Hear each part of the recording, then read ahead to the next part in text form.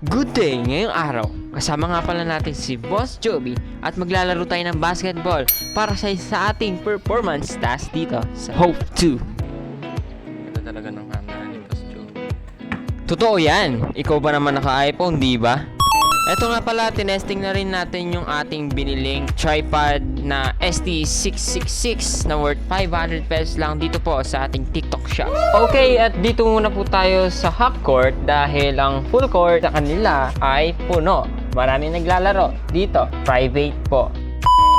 Tara, exercise muna tayo or tinatawag natin na pre-exercise bago mag-start sa paglalaro. So ito, kaway-kaway muna tayo, sabi ni Boss Joby.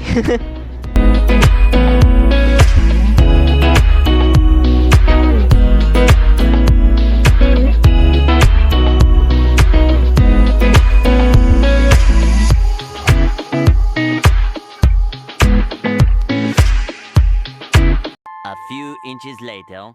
Ito nga pala, ang iba't ibang gagawin natin dito sa video. Meron tayong passing, dribbling, and shooting. Sa passing, meron tayong tatlo. Ang overhead, ang chest pass, and ang bounce pass. So ito, let's go. At gawin na natin.